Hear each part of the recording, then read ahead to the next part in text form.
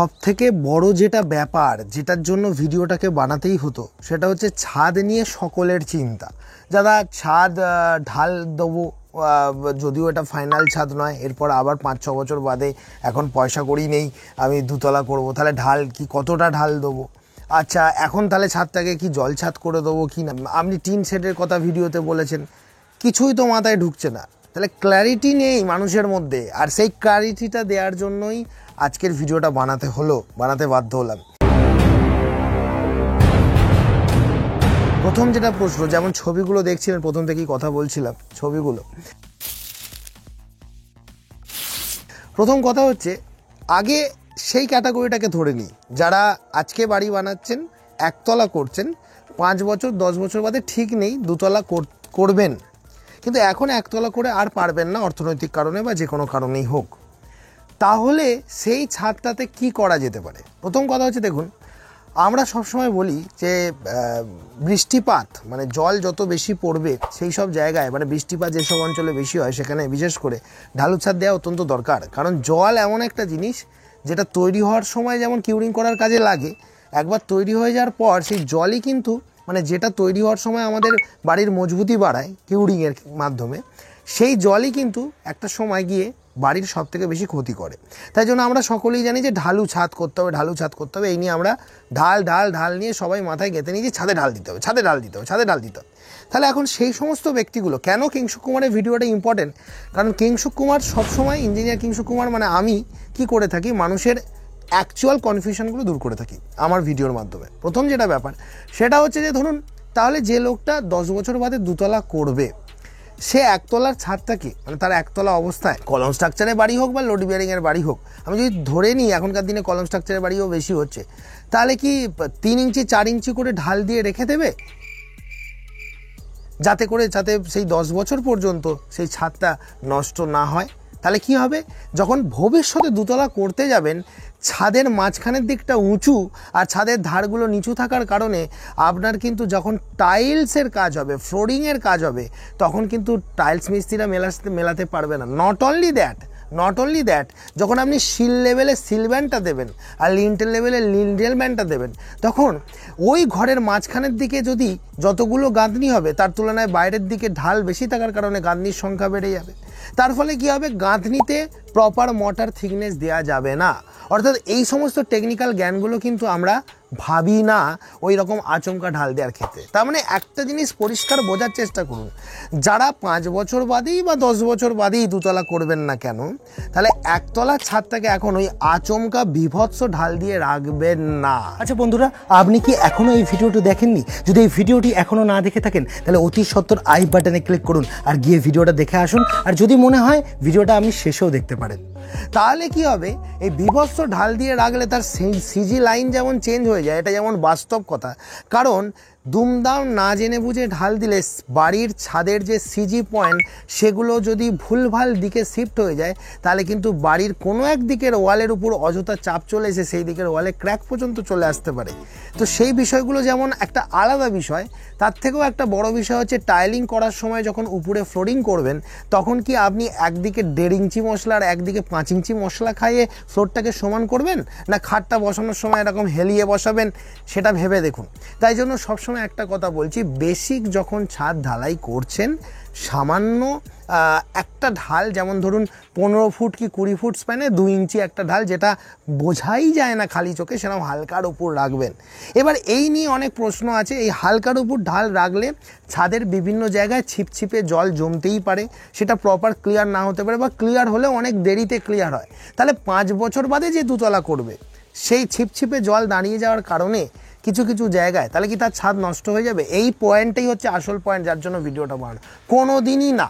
তাহলে ওই 5 বছর বা 10 বছর যতদিন না দুতলা হচ্ছে, ততদিন পর্যন্ত লোকটি ছাদ থেকে কীভাবে বাঁচাবে? তাহলে কি সে ছাদের উপর আবার জল ছাদ করে রেখে দেবে? জল ছাদ করলে সমস্যাটা কি, এটা হচ্ছে সেকেন্ড পার্ট, ভিডিওর সেকেন্ড পার্ট।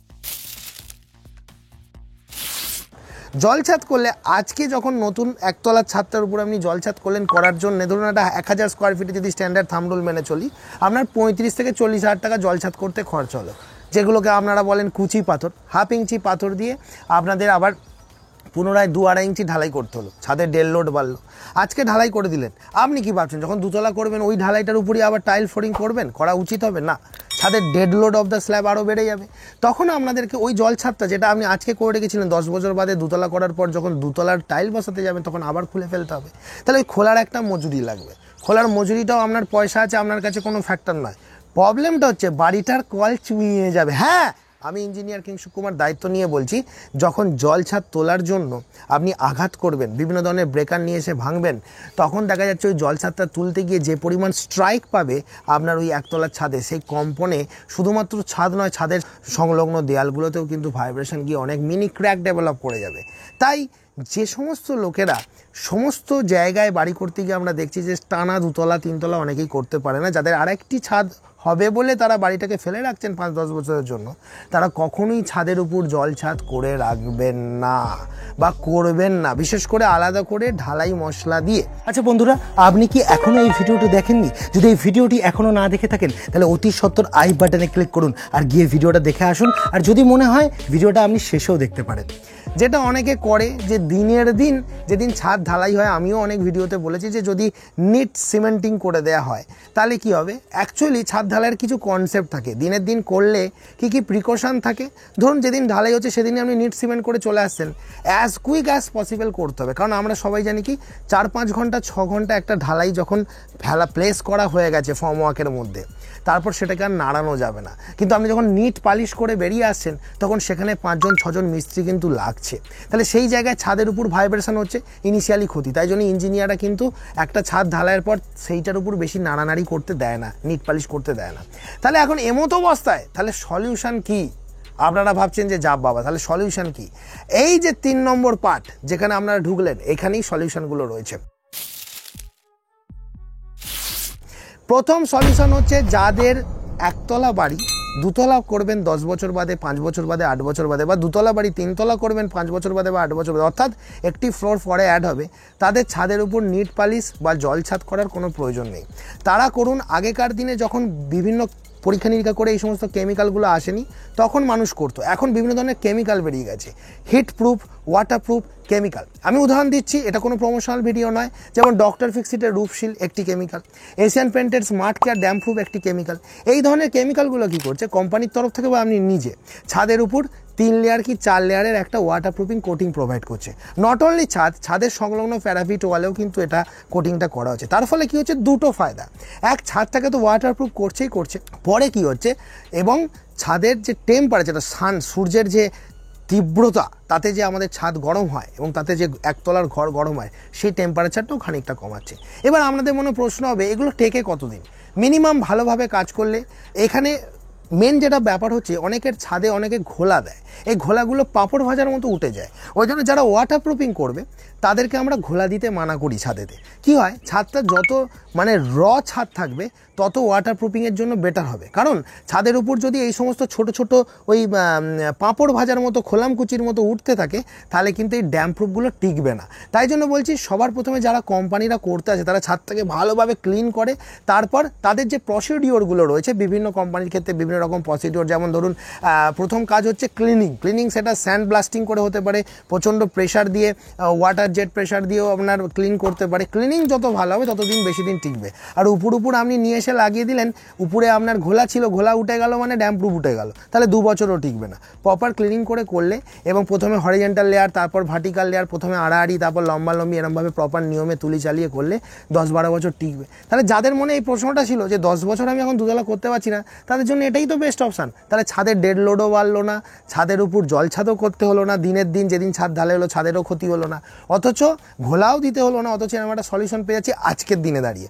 কিন্তু এই জিনিসগুলো যখন আপনি 2তলা করতে গেলেন তখন ছাদের উপর একটা চিপিং করে নিলেন ভালোভাবে, কারণ 10-12 বছর বাদে এটা অনেকটাই নষ্ট হয়ে যাবে। ছাদের উপর চিপিং করলেন, ওয়্যার ব্রাশ মারলেন, এটাকে ঘষে তুললেন, প্রপার অ্যাডিসিভ দিয়ে টাইল বসিয়ে দিলেন 2তলার মেঝেতে, হলো না সমাধান? এবার যে সমস্ত লোক আমি বাড়ি করতে যাচ্ছি বলছে, দাদা একতলার ছাদটাকে বিশাল ঢাল দিয়ে দিন, 2তলা কবে হবে জানি না, আমি করতে পারবো কিনা জানি না। আরে ভাই, তুমি পারবে না, তোমার ছেলে তো পারবে। সে যদি বাড়িটাকে করতে যায়, তুমি এরকম 4 ইঞ্চি 5 ইঞ্চি ঢাল দিও না। তাদের জন্য ভিডিওর এই শেষ অংশটা অত্যন্ত গুরুত্বপূর্ণ। আপনি 2তলা ফাউন্ডেশনের বাড়ি বানাচ্ছেন, আজকে পুঁজি নেই, একতলা করে ছাড়ছেন, যতই আপনি মনে করুন না কেন যে কাছিমের মতো 10 ইঞ্চি ঢাল দিয়ে দেবো, করবেন না এটা। তাহলে আপনি অ্যাডভেস্টার চাপিয়ে রাখুন, ঢালাই করার দরকার নেই। তাহলে কিন্তু আপনার বাড়ির সিজি পয়েন্ট ঘেঁটে যাবে, সেই বাড়ি কিন্তু ওয়ালে ক্র্যাক নেবে। এইগুলো কিন্তু ইঞ্জিনিয়ারিং টেকনোলজি। অল্প ঢাল দিন, ছাদের সব জায়গায় হালকা মেন জলটা ক্লিয়ার হয়ে যাবে, হালকা হালকা চিপচিপে জল উবে যাবে সূর্যের তাপে, ইভাপোরেট হয়ে যায়, কোনো চাপ নেই। তাই প্রপার ইঞ্জিনিয়ারদের সাথে তর্ক না করে ইঞ্জিনিয়ারদের সাথে এসে এটা বোঝার চেষ্টা করুন যে ছাদ যারা ফেলে রাখবেন তাদের কি করা উচিত।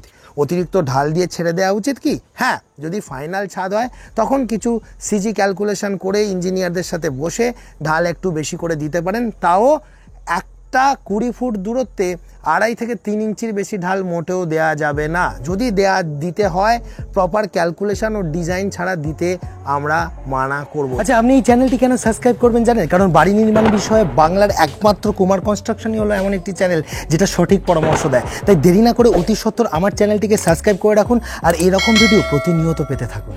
এই ছিল আজকের ভিডিও, দেখা হবে পরবর্তী কোনো ভিডিওতে। তবে এখন আমাদের স্ক্রিনের সামনে এই যে দুটো ভিডিও দেখুন, আর মাঝের এই সাবস্ক্রাইব বাটনটি ক্লিক করলে এরকমই গেম চেঞ্জিং ভিডিও পাবে, যাতে করে আপনারা আর কোনোদিন ঠকবেন না।